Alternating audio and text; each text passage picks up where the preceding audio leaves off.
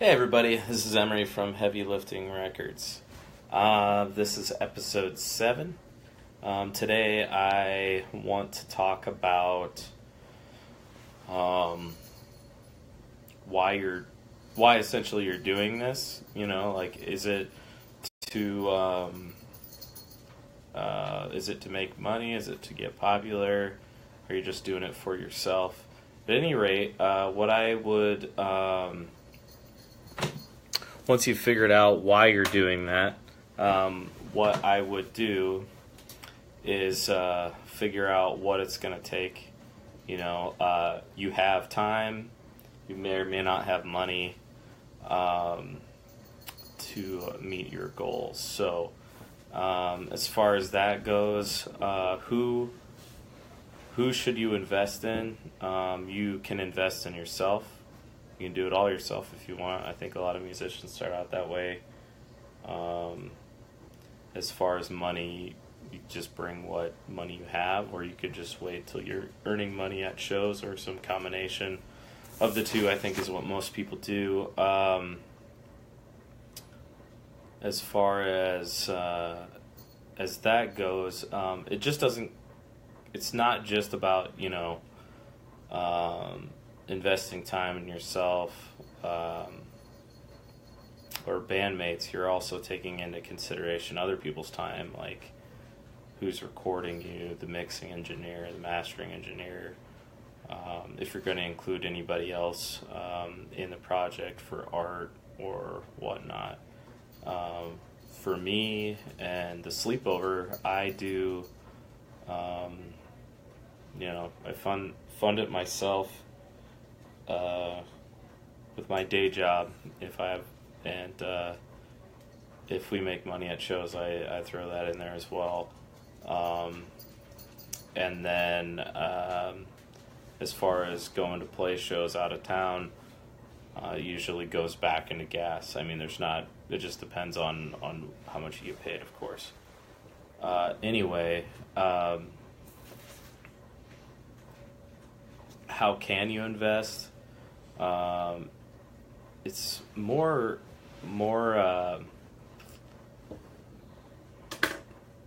again when, like, you can invest in yourself personally. You can invest your time, but I definitely recommend setting up like a schedule of aside from, you know, like practicing and stuff. Just consistently investing in yourself and your band, whether it's every time you make money. I know a lot of bands that they create a separate, like, checking account, whether everybody has access to it or the person who's running the project has access to it.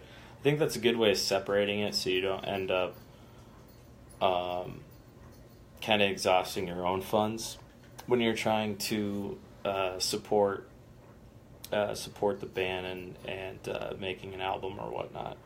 So where I'm at right now, I am in the process of getting ready to go into the studio. I have studio time booked.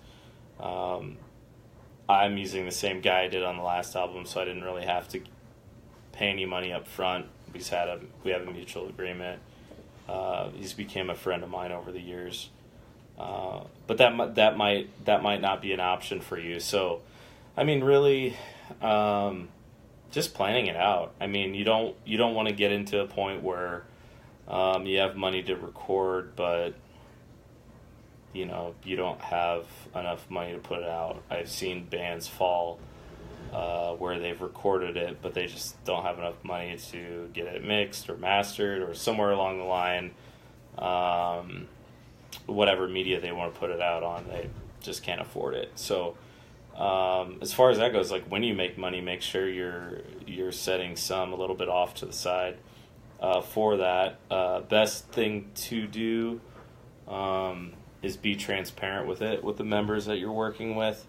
If you're not working with hired hands, even if you're working with hired hands, you should definitely talk about that first. I've been in bands where we never talked about it. I've been in bands that we've talked about it, but it's a little bit too late. And luckily, I haven't been in a band that it was about really making individual profits from it. It was more always a group. What we make goes back into the band. There's one band that I learned a lot from, this band from Omaha called Talking Mountain, and everything that they made they put back into the band. One cool thing that they did is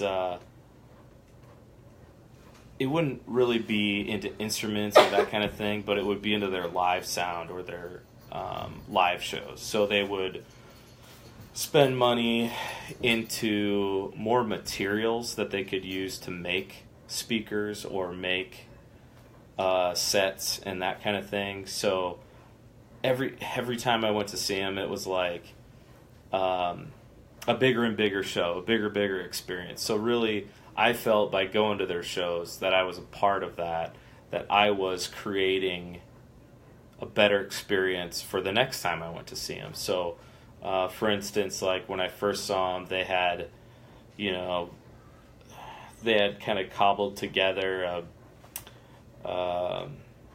different cases and stuff, and then they had a couple speakers that they built and painted it all kind of the same theme that matched with it. And then another thing that they did was they really were into kind of like Flaming Lips, Pink Floyd, that kind of thing, that kind of stage show.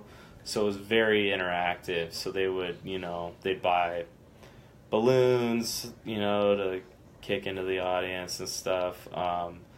Another thing they would do is buy lights, fog machines and stuff. I know fog machines, I've seen some good ones, and I've used some bad ones. So if you're gonna go that route, definitely research that. And I guess that kind of works with only certain kind of styles of music, unless you're kind of looking to kind of be cheesy. But they did the lights, so they shot the lights through the fog, and it was pretty cool. But anyways, every time I'd go see them, they'd have more and more lights. So the guy that was in charge of that band, he knew a lot about electronics and wiring and that kind of thing, and he might not. I know I personally don't. I can fix a few things on my guitar if I need to, but I'm not electronic.